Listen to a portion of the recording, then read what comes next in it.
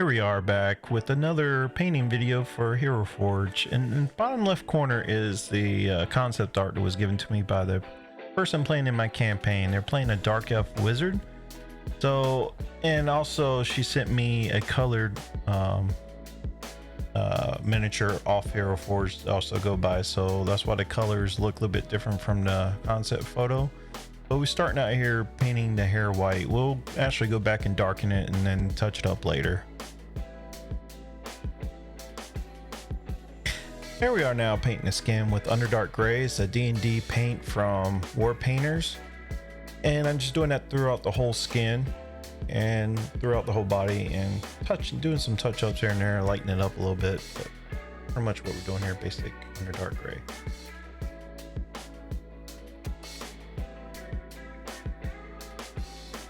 After we painted the face, we went back and added in the eyebrows, going with white also to match the hair. Like I said, this is a dark elf, so she's pretty much has white hair and very, very pale skin. Pretty much almost gray / white skin. Moving on to the outfit now. I already did the trim in a lighter red and decided it was not anywhere close to what the concept art was from her painting it on D&D or Hero Forge, and so I decided to go back over, darken up the red, add a little bit of black, mixed it together, and this is what I come up with the trim. Decided to do the center part black and start going out. I even go back later on where the black is and added some red highlights to blend it all in together pretty nicely.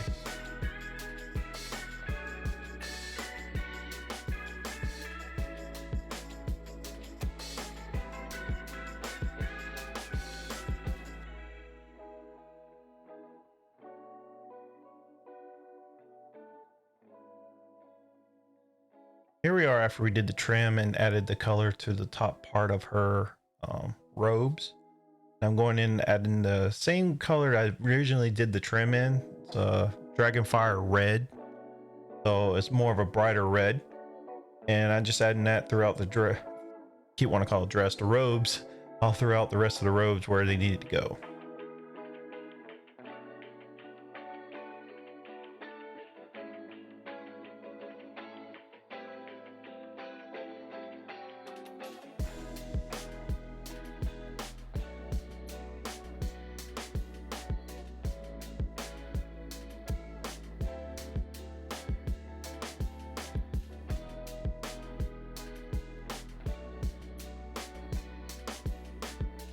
Moving on to her spell book right now. She didn't want anything fancy with her spell book. She wanted it basic black, and that's pretty much what I did for the bindings and the hardcover. All it is, put straight black onto it, and then I'll come back and add some highlights later.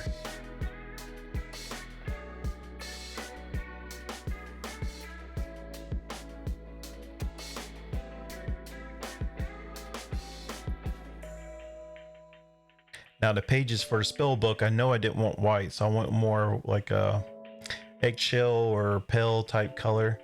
Usually I went with the I think fair skin paints for the D&D line, but they turned out look pretty well close to what like parchment paper would look back then. But that's ended up what I painted for the spell book, and again I will come back and do a little bit more touch-ups on it later.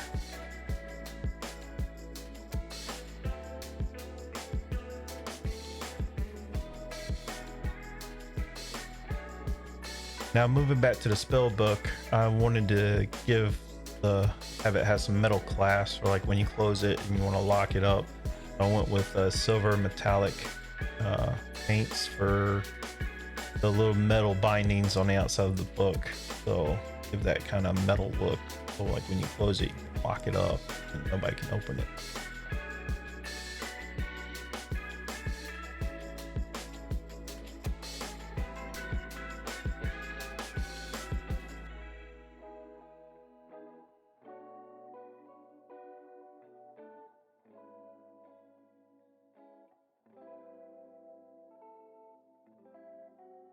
Talking to the person who's playing this character, she wanted her spells to look black fading into blue when she casted them. So for her spell casting right here, it's usually an ice spell, but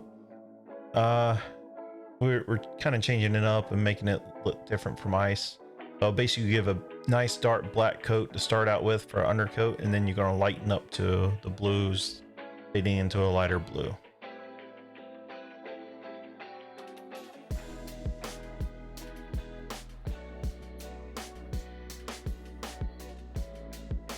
And here we are, as I was stating, like I went to like a little bit darker blue. I don't remember what color. I think this was Kraken blue actually. And you're gonna start out the next layer just hitting the high spots. You want to keep that under dark black from underneath. You don't want to completely cover up the black. And you're just going to layer up in the blues. So this is like the first layer of the blues that you're adding to get that effect of blue and black spell, like black fading into blue.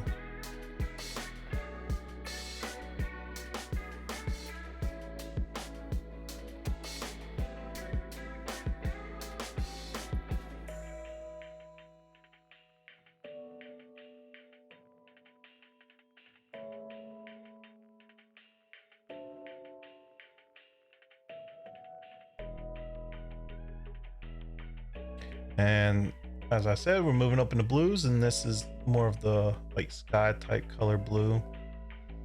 You know what, merfolk blue. I don't remember what kind of blue it was, but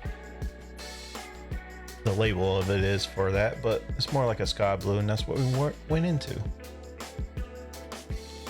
And now we move on to the part where we're doing the wash. Like I said, it had white hair, but I didn't want it like super white. I wanted to have some shadow play in there, so we're just doing a basic shadow wash throughout the whole miniature, actually, not just the hair. It's basically an ink wash. You want to get it down in the crevices to, you know, get those shadow effects and really make the miniature to pop out when you go back over for the high parts, the highlight stuff.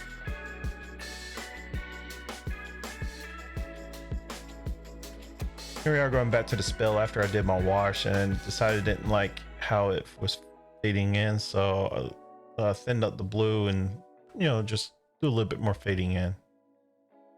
And also doing the same after we did the wash, I went back to the Spellbook and do a nice another coat over, make sure have those shadows in the bindings in the pages, so where you can actually see a little bit more detail in the book.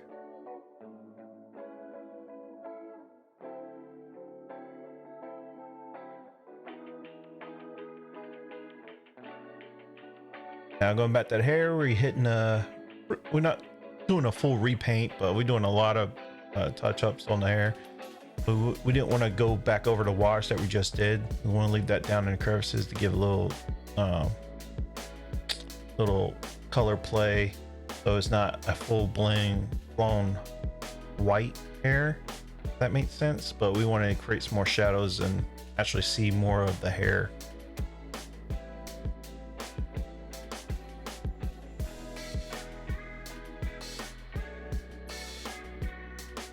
And here we are going back over to miniature after we did our wash. It darkened up places. I went back and highlighted that some of the reds and stuff that got a little bit too dark from the wash, and, you know, again, creating those shadows where light would hit.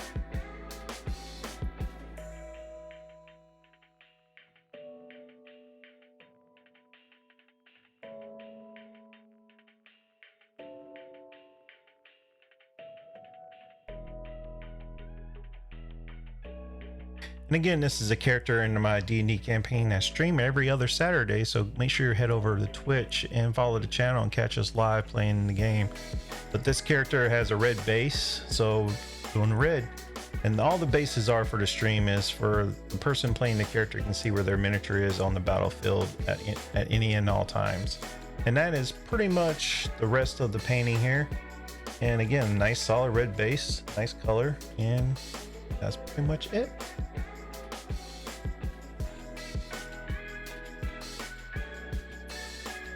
And here we are, Aldera, the dark elf necromancy wizard that just joined the party.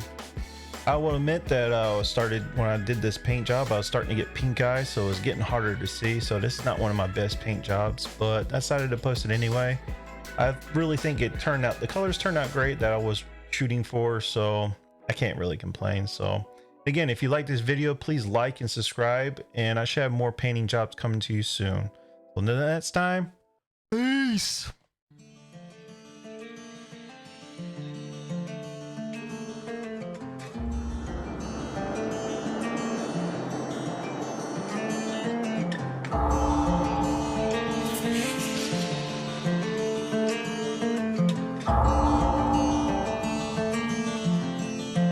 Standing at the crossroads